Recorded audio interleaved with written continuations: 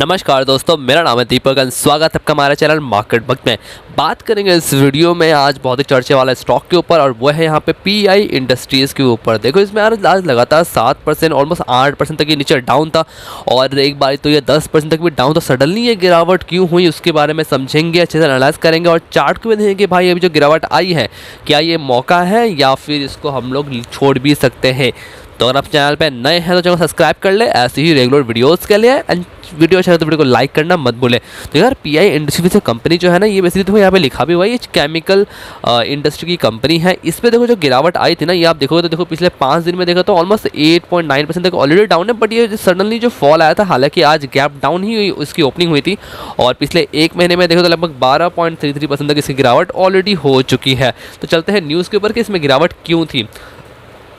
तो देखो यहाँ पे लिखा हुआ है PI industries plus 8% on the termination of the Ind Swift slump sale agreement. जी हाँ, कंपनी देखो यहाँ पे क्या लिखा हुआ है, the agreement had be cancelled due to non completion of several pre agreed condition precedent by the in swift labs. देखो ये कंपनी थी, ठीक है, प्री स्विफ्ट लैब एक कंपनी है, उसको जो खरीदने की जो एग्रीमेंट थी वो यहाँ पे हमें कैंसिल होते हुए दिख रही है और इसी की वजह से यहाँ पे 8% की गिरावट देखने को मिली है।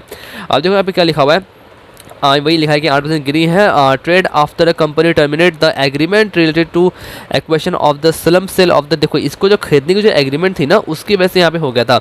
अब देखो this is due to the ISLL यानी कि इंड स्विफ्ट लेबोरेटरी लैब्स है, यहाँ पे has not be able to comply in several of the pre agreed condition. तो ये जो कंपनी है ना जिनको ये खरीदने वाली थी, उन्होंने जो कंडीशंस थी उसको इन्होंने मतलब टाइम के तक इन्होंने कंप्लीट नहीं किया, इसी की वजह से पीआई इंडस्ट्री ने उनको कैंसिल कर दिया है। यही लिखा हुआ है यहाँ पे। देखो यहाँ पे क्या लिखा हुआ है, in the view of the non fulfilment of the also disagreement on the some of the pre agreed condition. मतलब कि जो कंडीशन उन्होंने पहले मतलब एक होता है ना कंडीशन की, किसी को खरीदने के लिए कोई कंडीशन बनाते हैं, वो कंडीशन यहाँ पे अगर वहाँ पे फुलफिल नहीं होती दिखी तो the company has decided not to the further process the transaction. मतलब कि इस ट्रांजेक्शन को कुछ आगे नहीं बढ़ाए और इसको कैंसिल कर देने यहाँ पे। अब देखो यहाँ पे नीचे लिखा हुआ है कि इसको बताता हूँ, pi industry has executed business transfer agreement, ठीक है, ये लगभग 30 जुलाई की बात है, with the ISLL for the equation of their API and the intermediate business undertaking on a slum cell going concern basis for the purchase consideration of the 1530 crore 1530 crore में company उसको खरीदने वाली थी, इस बिजनेस को खरीदने वाली थी API और द इंटरमीडिएट बिजनेस को। बट यहाँ पे कंपनी ने बहुत सारी फुलफिल नहीं की, इसी की वजह से एग्रीमेंट को कैंसिल कर दिया गया। हालांकि जब ये एग्रीमेंट की बात हुई थी उस दिन पीआई इंडस्ट्री ऑलमोस्ट 10 या 12% तक ये उछला भी था और आज की बात को तो आज जहाँ पे ये डील कैंसिल होती हुई दिखी है तो देखो वो जो डील की वजह से जो भागा था ना उसकी वजह से यहाँ पे देखो गिरावट हुई, हमें 8% उसके वजह से यहाँ पे देखने को मिला। बट देखो यहाँ पे एक अलग ही स्वीट में एक अलग बात करूँगा, पीआई इंडस्ट्री में गिरावट हुई बिकॉज वो कंपनी को नहीं खरीद रही है। अब देखो ये जो कंपनी है यहाँ पे जो लिखा है ना इंड स्विफ्ट लेबोरेटरीज, ये लिस्टेड कंपनी है, इसमें देखे तो देखो इसमें आज लग गया लगभग 10% का अपर सर्किट। देखो यहाँ पे लिखा हुआ है इंड स्विफ्ट लेबोरेटरीज लिमिटेड, इसको खरीदने वाली थी, इसमें लग गया 10% का अपर सर्किट। यानी कि देखो इनके लिए तो वो न्यूज़ पॉजिटिव निकला। अब पता नहीं वो मार्केट भी देखता है भाई ये पॉजिटिव नेगेटिव कैसे रहा, बट इसमें 10% का अपर सर्किट लग गया।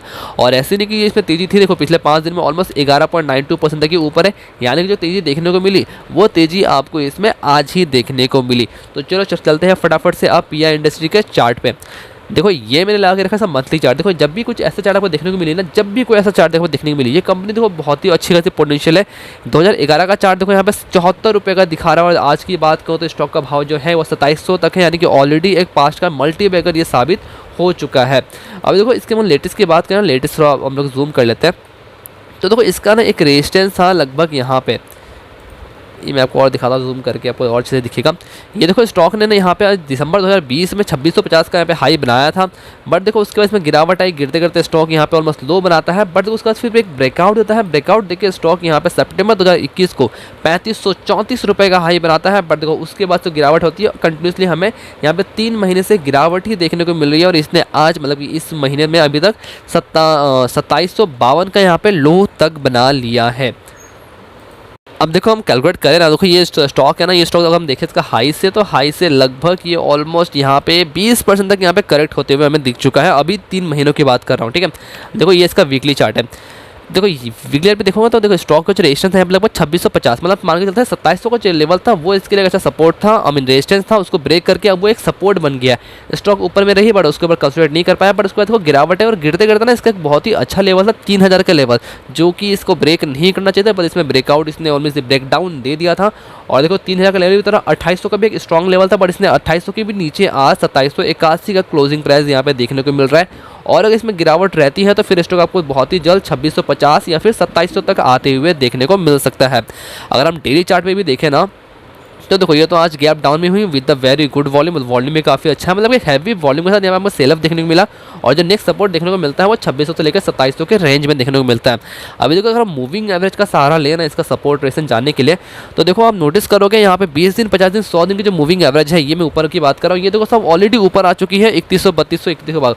आज की बात करो देखो आपको बहुत ही इंटरेस्टिंग देखने को मिलेगा। यहाँ पे आज का जो लो है ये लगभग यहाँ पे 2752 का लो बनाया है, और जो रेड लाइन आपको दिख रही है ये 200 दिन की मूविंग एवरेज है 2750 के आसपास, यानी कि देखो स्टॉक अभी 200 दिन की जो मूविंग एवरेज है उसके आसपास देखने को मिल रही है। और ये एक सपोर्ट हो सकता है किसी भी स्टॉक के लिए। हालांकि बहुत ही अच्छी जो कंपनीज होती है 200 दिन की जो मूविंग एवरेज होती है वो उनके लिए बहुत ही स्ट्रॉन्ग सपोर्ट माना जाता है, और यहाँ पे भी हमें कुछ वैसा ही देखने को मिल रहा है।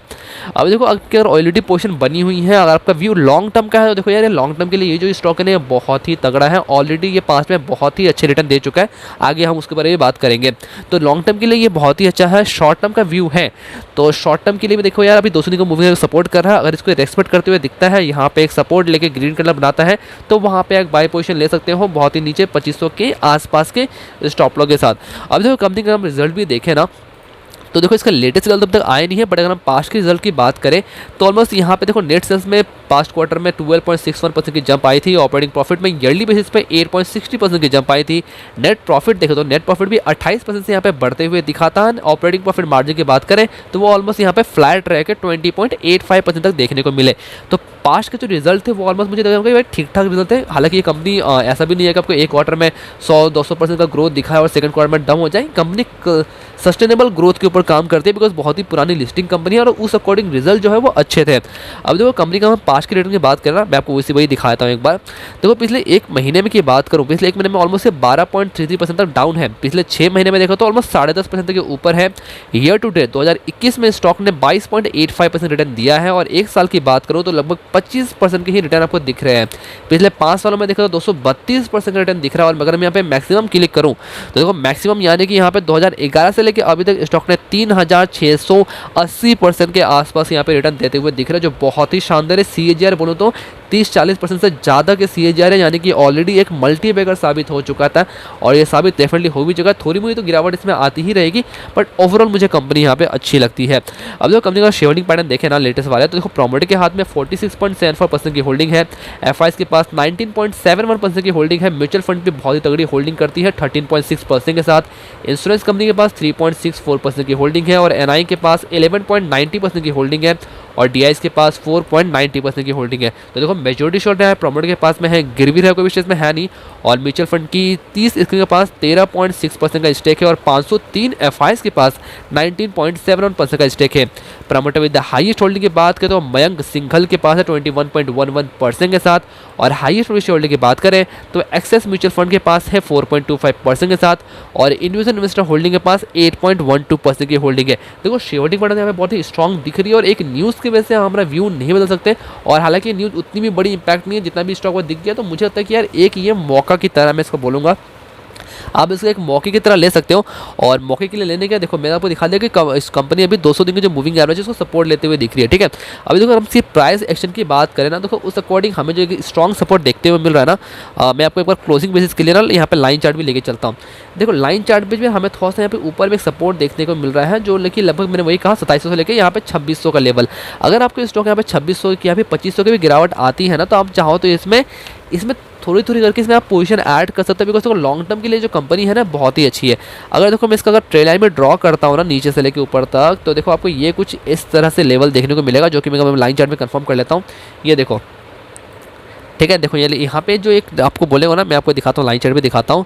ये देखो आप यहाँ पे देखो स्टॉक एक हायर हाई हायर लो, फिर एक हायर हाई हायर लो बना दिए। यानी देखो स्टॉक एक ट्रेल लाइन को यहाँ पे सपोर्ट करते हुए चल रहा है और मुझे लगता है कि इसको और भी फर्दर गिरावट होनी चाहिए। हालांकि जो आज का लो है 2752 का, मतलब मांगा 2750 का जो लेवल है उसको ब्रेक करके स्टॉक 2700 पे जाएगा, ये बहुत ही चांसेस कम है। बिकॉज अगर देखो उसको ब्रेक करता है तो यहाँ पे एक ट्रेड लाइन की हाथ है, तो देखो ट्रेड लाइन यहाँ पे ट्रेड लाइन ब्रेक हो जाएगा और फिर एक सपोर्ट देखने को मिलता है हमें 2600 के आसपास। बट अगर वो भी सपोर्ट नहीं लेता है तो स्टॉक आपको यहाँ पे 2400-2500 के आसपास देखने को मिलेगा, जो मुझे लगता है कि यार वो लेवल जो है बहुत ही एक अच्छी बाइंग अपॉर्चुनिटी वहाँ पे बन सकती है। तो वहाँ पे भी आप एक बाइंग पोजीशन को आप ऐड कर सकते हो। आज को इसमें गिरावट आने तो एक बार चेक करते हैं कि इसमें आज डिलीवरी कितनी उठाई गई, बिकॉज वो भी एक इंपॉर्टेंट रोल प्ले करता है। तो देखो आज इसमें लगभग 40% तक की डिलीवरी उठाई गई, यानी कि बहुत सारे लोगों ने ये जो पैनिक हुआ था इसमें उसको एक मौके की तरह लिया और यहाँ पे 40% की डिलीवरी उठाई गई है। यानी कि बहुत सारे लोगों ने यहाँ पे गिरते हुए माल को उठाया है और डेफिनेटली कंपनी फंडामेंटली बहुत स्ट्रॉन्ग है। टेक्निकली बोलूँ तो हाँ थोड़ी सी वीक लग रही है, बट उतनी भी वीक नहीं लग रही है। इस एग्रीमेंट के चक्कर में स्टॉक आपको एक अच्छे खासे डिस्काउंट पे मिल रहा है, तो आप चाहो तो लंबे समय की व्यू के लिए इसमें आप इजिली बाइंग पोजीशन बना सकते हो। बिकॉज ये जो स्टॉक है ये सिंपल सा चैन से सोने वाला स्टॉक है, इसको आप आराम से ले सकते हो। बाकी देखो पैसा आपका है और जो डिसीजन लोगे वो भी आपका ही होगा। तो ये वीडियो पसंद आए तो वीडियो को लाइक करना मत भूलें, चैनल को सब्सक्राइब करना मत भूलें। ऐसे रेगुलर वीडियोस के लिए कमेंट में आपने व्यू शेयर कर सकते हैं। डिस्क्रिप्शन में टेलीग्राम और ट्विटर दोनों का लिंक दिया हुआ है, आप चाहो तो आप फॉलो कर सकते हो रेगुलर अपडेट्स और कुछ ट्रेड्स के लिए। मिलते हैं दूसरे वीडियो में, तब तक के लिए धन्यवाद।